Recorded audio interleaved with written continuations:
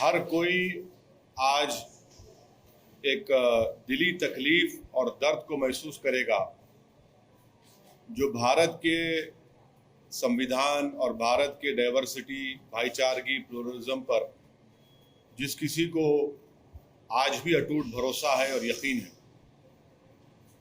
आज का ये फैसला सीबीआई कोर्ट का भारत की अदालत की तारीख का एक काला दिन है।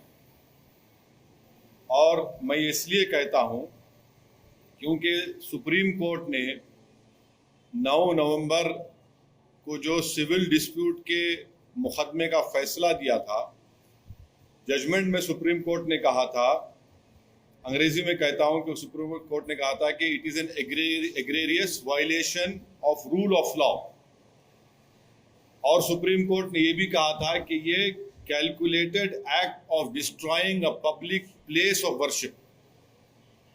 अब मैं ये समझने से कासिर हूं कि अगर सुप्रीम कोर्ट ये कहता है कि egregious violation of rule of law, तो क्या कोई जादू से मस्जिद को शहीद कर दिया गया था 6 दिसंबर को? क्या कोई जादू से वहां पर 28 और 29 दिसंबर की रात 49 में मूर्तियां रखी गई थी? क्या कोई जादू से उसके ताले खोले गए थे जब राजीव गांधी प्राइम मिनिस्टर थे? इसीलिए मैं ये कहता हूं कि सुप्रीम कोर्ट ने जो बात कही उसके बरखिलाफ आज ये जजमेंट आया है। और ये मैं कहने पर मजबूर हूं कि violence page for you politically. अगर आप वायलेंस करेंगे तो आपको मिल जाएगा, क्योंकि आप अंदाजा लगाइए कि अडवाणी की रथ यात्रा जहां कहीं भी भारत में गई, वहां पर खूनरेजी हुई, मासूम लोगों का कत्ल हुआ, जायदादें जलाई गई, खानदान उजड़ गए, बर्बाद हुए। और आज ये फैसला आता है सीबीआई कोर्ट का जिसमें कहते हैं कि वो स्पॉन्टेनियस नहीं था। तो हम ये जानना चाहते हैं कि भाई साहब, ये कितने दिन, कितने महीने लगेंगे प्रिपरेशन के लिए ताकि वो स्पॉन्टेनियस ना हो? आप बताइए ना, कितने दिन, कितने महीने लगेंगे स्पॉन्टेनियस ना हो? क्या ये बात सच नहीं है कि उमा भारती ने कहा था कि एक धक्का और दो, बाबरी मस्जिद तोड़ दो? क्या दुनिया ने नहीं देखा कि जब बाबरी मस्जिद शहीद हो रही थी तो मिठाइयां बांटे जा रहे थे? अडवाणी, मुरली मनोहर जोशी, उमा भारती, ये सब लोग तो मिठाई खा रहे थे, खुशियां मना रहे थे। कैसा ये फैसले पे आज आ जाती है आप? आखिर पैगाम क्या देना चाह रहे आप? पैगाम क्या देना चाह रहे? पैगाम यही मिल रहा है कि वायलेंस पेज, मास वायलेंस पेज। आप अंदाजा लगाइए कि 1950 से अब तक इस मसले में मुसलमानों को इंसाफ नहीं हुआ, और आज ये फैसला आता है 28 साल के बाद। हम आज भी कह रहे हैं, अगर ये मस्जिद नहीं शहीद होती तो क्या 9 नवंबर का सुप्रीम कोर्ट का फैसला आता था? सारी दुनिया ने देखा कि जो लोग मस्साम में खड़े होकर स्पीचेस दे रहे थे, लोगों को उकसा रहे थे, उनकी मौजूदगी में क्या यह बात सच नहीं है कि सीबीआई की चार्जशीट में एक विटनेस ने कहा कि कल्याण सिंह, उस वक्त के चीफ मिनिस्टर, ने कहा कि रोक कंस्ट्रक्शन पर है, डिस्ट्रक्शन पर नहीं है? वो भी आप नहीं मानेंगे उसको? क्या सीबीआई की चार्जशीट में ये नहीं कहा गया था कि 5 दिसंबर की रात अडवाणी ने विनय कटियार के घर में साजिश रचाई? क्या यह बात सच नहीं है कि अडवाणी ने कल्याण सिंह को कहा कि उस वक्त तक आप रिजाइन मत करिए जब तक कि मस्जिद डिमोलिश नहीं हो जाती, ताकि गवर्नमेंट का डिसमिसल ना हो? क्या बीजेपी की सरकार उस वक्त की जाकर सुप्रीम कोर्ट को वादा नहीं किया था कि हम मस्जिद को बचाएंगे? ये फैसला, मुझे कहना पड़ेगा कि ये judgement satisfies the collective consciousness of Hindutva and its followers and its ideology. ये जजमेंट का यही है किसने तोड़ा फिर मस्जिद पे? हम पूछना चाहते हैं, जब 6 दिसंबर 1992 को मस्जिद शहीद हुई थी, उस वक्त मैंने अपने आप को एक हेल्पलेस महसूस किया। मैंने अपने आप को अपने लिए एक ह्यूमिलिएशन समझा कि मैं अपनी एक अब शर्म महसूस हुई कि मैं अपनी मस्जिद को बचा नहीं सक रहा हूं, और आज आप ऐसा फैसला देते हैं। तो फिर आखिर इतना सब जो इन्वेस्टिगेशन हुआ, कैसा क्या हुआ? एक और बात आपको समझने की जरूरत है कि आडवाणी को हाईएस्ट सिविलियन अवार्ड दिया गया बीजेपी गवर्नमेंट तरफ से, एक्यूज हैं। तभी हमने कहा था कि देखो, मैं प्रेस कॉन्फ्रेंस में कहा था कि आडवाणी को ये हाईएस्ट सिविलियन अवार्ड दिया जा रहा है। आज उसका नतीजा हम देख रहे हैं। उमा भारती, अच्छा आप एक और आदमी का नाम ले लीजिए, हिंदुस्तान टाइम्स में आया कि भगवान गोयल कोर्ट के बाहर कह रहा है, कोर्ट के बाहर फैसला देने से पहले कोर्ट के बाहर कह रहा है कि हाँ, मैं एडमिट करता हूं कि मैंने डिमोलिशन में हिस्सा लिया। वो बीजेपी में उस वक्त का नॉर्थ इंडिया का शिवसेना का चीफ था। कोर्ट के बाहर कह रहा है और कोर्ट में जाकर कोर्ट बरी कर देता है लोगों को। तो ये मेरे लिए बहैसियत एक भारत के मुसलमान के लिए, जो मैं 6 दिसंबर 1992 को जो मुझे एक ह्यूमिलिएशन और बेबसी जो मैं महसूस किया था, आज मैं वही महसूस कर रहा हूं। इंसाफ नहीं हुआ इस मसले में, इंसाफ नहीं हुआ इस मसले में। जिन लोगों के इशारे पर, जिन लोगों की मौजूदगी में, जिनके तकारीर के जुमलों पर ये वायलेंस, तशद्दुद हुआ, क्रिमिनल एक्ट जिसको सुप्रीम कोर्ट ने कहा, आज वो पूरे के पूरे बरी हो गए। अब मुझे ये नहीं मालूम कि सीबीआई अपनी इंडिपेंडेंस को बरकरार रखने के लिए अपील करेगा या नहीं करेगा, और मुझे यह भी नहीं मालूम कि अगर अपील करेंगे तो कितना टाइम लगेगा अपील की सुनवाई के लिए। मगर अपील करना चाहिए। ये नाइंसाफी पर मबनी है, बिल्कुल नाइंसाफी पर मबनी है। इसको कोई भी सही सोचने वाला भारत का शहरी इसको सवाल करेगा कि भाई ये क्या इंसाफ हो रहा है, क्या ये इंसाफ हुआ? हरगिज इंसाफ नहीं हुआ। सारी दुनिया जानती है, सब जानते हैं कि बीजेपी, आरएसएस, विश्व हिंदू परिषद, शिवसेना, इन तमाम की मौजूदगी में और साथ ही साथ कांग्रेस पार्टी, इसकी जड़ कांग्रेस पार्टी है। इनकी हुकूमत में मूर्तियां रखी गई, इन्हीं की हुकूमत में राजीव गांधी ने ताले खुलवाए, शिलान्यास किया। इन्हीं की हुकूमत थी कांग्रेस की जब मस्जिद शहीद हुई, और आज ये फैसला आता है। इसीलिए मैं मानता हूं कि ये हमारी भारत की अदालत की तारीख का एक काला दिन है। सर, ये भी आप हमेशा कानून को मानते हैं, हमेशा कोर्ट जो है, कोर्ट से कुछ नहीं होते, उसकी बहुत इज्जत करते हैं, लेकिन जैसे नतीजा ऐसा अगेंस्ट में आता है तो आप कोर्ट को भी ये कर लेते हैं, क्यों सर? नहीं, कोर्ट, देखिए, सुप्रीम कोर्ट का फैसला आखिरी होता है। ये तो फैसला आखिरी नहीं ना, और कोर्ट के फैसले को नहीं के खिलाफ या उससे डिसएग्री करना कोई कंटेम्प्ट नहीं है। मैं तो आपको तमाम दलाइल दे रहा हूं, ये तमाम दलाइल दे रहा हूं। जजेस भी सब देखे होंगे ना सर? क्या? वही तो हम कह रहे हैं ना, ये देख के कैसा फैसला दिया आप, वही तो हम पूछ रहे हैं। वही तो हम कह रहे हैं कि आप ही की चार्जशीट में आप ये लिख रहे हैं कि कल्याण सिंह ने कहा कि रोक कंस्ट्रक्शन पर है, डिस्ट्रक्शन पर नहीं है। उमा भारती ने कहा कि एक धक्का और दो। आडवाणी को, मुरली मनोहर जोशी को, उमा भारती को, बाल ठाकरे को, राजीव गांधी को शोहरत कैसे मिली पॉलिटिक्स में भारत में? इसी वजह से मिली ना। इनको पॉलिटिक्स में अगर शोहरत मिली, सत्ता मिली, कैसे मिली? इसी वजह से तो मिली कि आपने हमारी मस्जिद के ताले खुलवाए, मूर्तियां रखी और हमारी मस्जिद को शहीद किया आपने। इसीलिए तो आप होम मिनिस्टर बन गए, इसीलिए तो आप गंगा की सफाई के मिनिस्टर बन गए, इसीलिए तो आप एचआरडी के मिनिस्टर बन गए, इसीलिए तो आप कल्याण सिंह गवर्नर बने।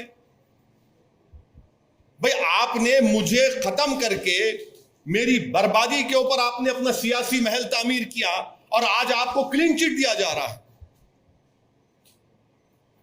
आज आपको क्लीन चिट दिया जा रहा है, ये अफसोसनाक बात है। तो आगे क्या करने का विचार है सर?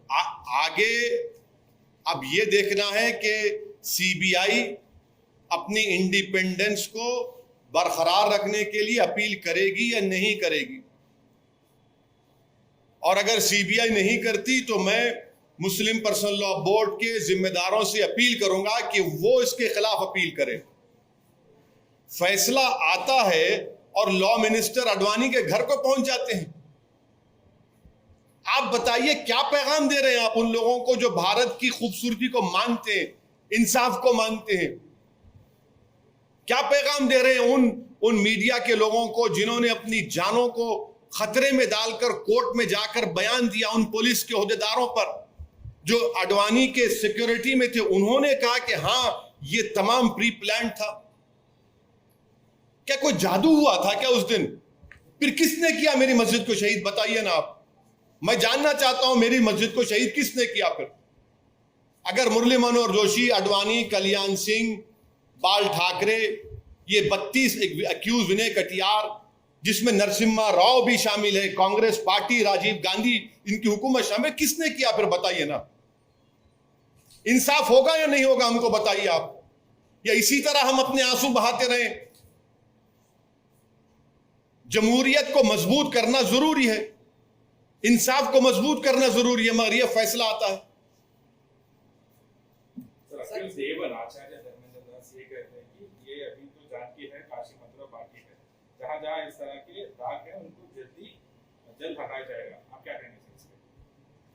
मैं क्या कह सकता हूं सर, आप अपने टीवी प्रोग्राम पर बोलिए कि रात में 9 बजे एक प्रोग्राम कर लो, इनके बयान पर कर लो ना। आप तो वो भी नहीं करना चाहते, करिए ना।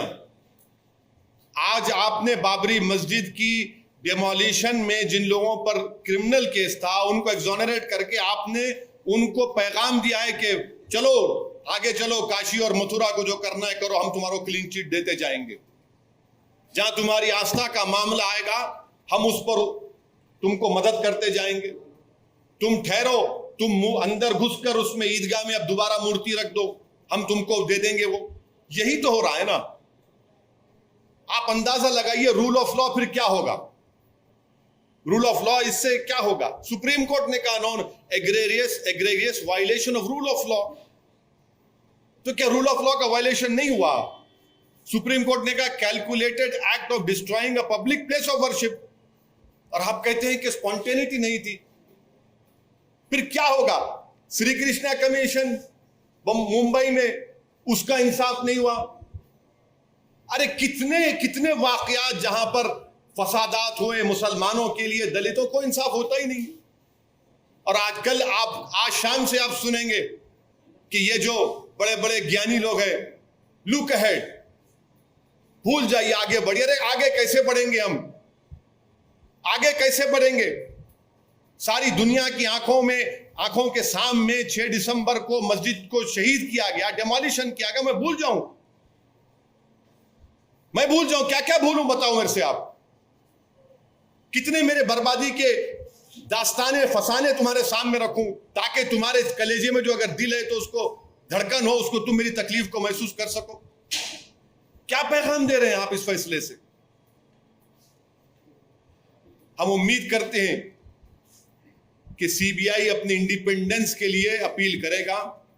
मुझे नहीं मालूम करेगा नहीं करेगा, तो मैं तो गुजारिश करूंगा all India Muslim personal law board के जिम्मेदारों से कि वो अपील करें इस जजमेंट के खिलाफ।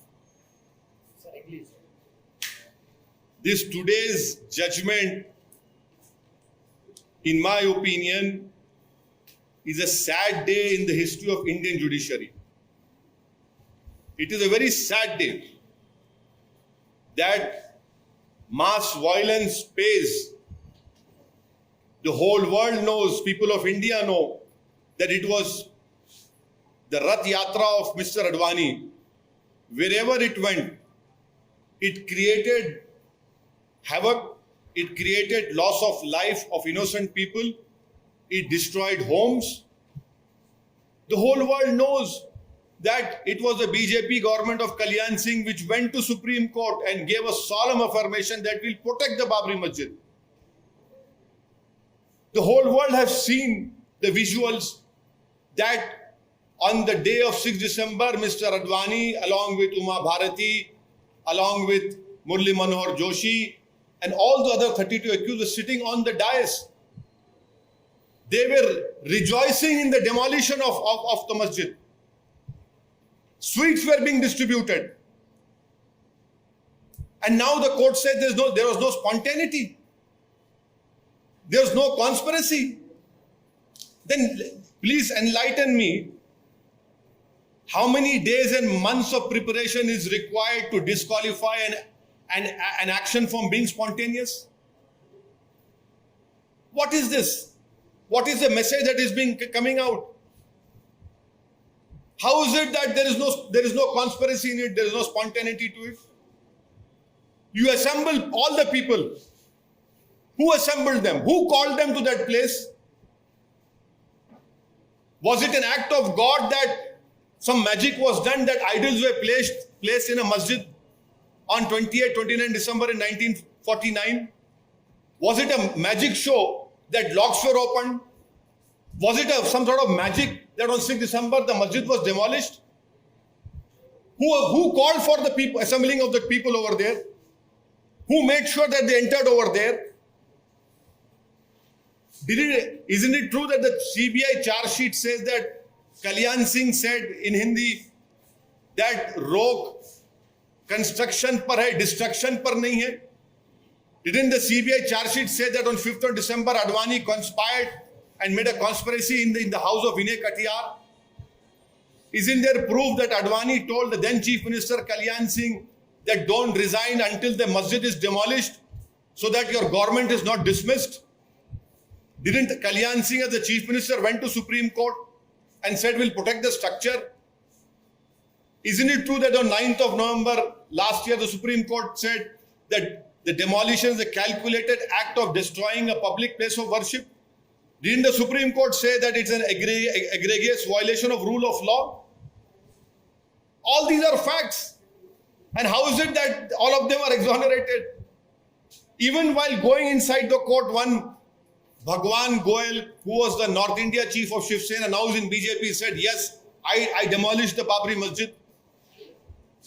Where will rule of law go? As a proud Indian Muslim, on 6th of December, I felt shame, humiliation, desperation, helplessness. That same feeling I'm feeling now. That same humiliation, desperation, and helplessness I'm feeling now. That people who presided over the demolition of a masjid are going scot-free. And I had warned the nation through all of my media friends that when Advani was conferred the highest civilian award, I knew on that day that yes, this will happen. And please tell me, as an Indian Muslim, my question is, how did Advani become famous? How did Murli Manohar Joshi become famous? How did Rajiv Gandhi become so much famous? Because they presided over the demolition of this Babri Masjid. Advani became the Home Minister, Murli Manohar Joshi became the HRD Minister, Uma Bharati became a minister and was given the charge of cleaning the Ganga. Isn't this is the same Madam Uma Bharati said, ek dhakka aur do, Babri Masjid ko tod do. Since 1950, as an Indian Muslim, I have not got justice in this matter. And I must say on record, it is too much of a coincidence to be coincidence. This is, and I hope, I don't know whether the CBI would appeal against this judgment. But to protect its independence, it must appeal against this strange judgment, which has rewarded the people who took out this whole Rath Yatra, who were the ones who created this issue of Ram Mandir. But I would appeal to the All India Muslim Personal Law Board and their office holders that they must appeal against this obnoxious judgment that has been given. You know, so basically it is, if you use brute force, if you use violence, you will be rewarded. Now, in the end, law has become an ass now. You can kick the law and you will be rewarded for it. It is a very sad thing. So one of the accused, including you, has said that the next is the turn of Kashi and Mathura, and will use the Ayodhya force, Talwar, for I have been telling you since the Supreme Court had given the civil judgment that this will open a can of worms. Not only Kashi, Mathura, but many places where masjids are standing right now for more than 400 years. Now the dispute will start. Because these people, they have been rewarded. Their intentions and their whole belief has been strengthened now, and definitely they will go ahead. And please don't forget the role played by Congress party. Today's judgment had come because of Congress party also. Had the Congress party removed those idols in 1949, this judgment would not have come. Had the Congress party, when Rajiv Gandhi was the Prime Minister, not opened the gates of Babri Masjid, the locks of Babri Masjid, this judgment would not have come. Had the Congress party protected the Babri Masjid on 6 December, this judgment would not have come. This is a very, very sad day. And as an Indian Muslim, I feel a sense of shame, helplessness, and humiliation, which I felt as a youth in my younger days in 1992. That same feeling I'm feeling now. Some of this issue play out in Bihar elections. This issue is an issue of justice. This issue is an issue of ensuring that people who were responsible for the demolition of Babri Masjid should have been convicted. But they have been politically rewarded in the past by becoming the Home Minister, by becoming HRD Minister. In fact, BJP is in power because of the issue. The whole world has seen how politically rewarding it was for BJP when they started the issue of Ram Mandir. And tomorrow many other issues will be opened. Sir, you said request here. Yeah, yes, I hope that the All India Muslim Personal Law Board would appeal against this judgment. I don't know about CBI. I cannot speak for CBI. But this judgment satisfies the collective conscience of the Hindutva ideology and its followers.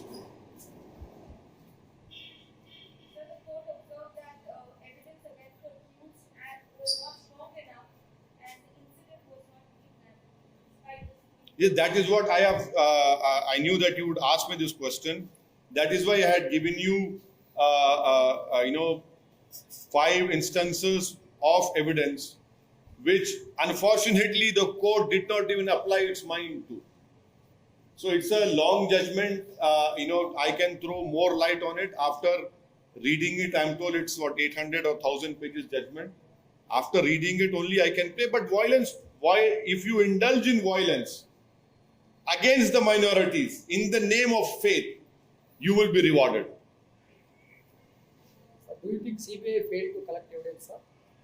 Well, we'll have to read the judgment, because I really feel embarrassed and ashamed that all those media people who bravely and boldly came to the court and told that we are the eyewitness, we have seen. Those police officers who were discharging their duty of protecting Mr. Advani and other BJP leaders, they gave their evidence that yes, this was a pre-planned demolition. I really feel sorry for them that the courts have not even accepted their statements.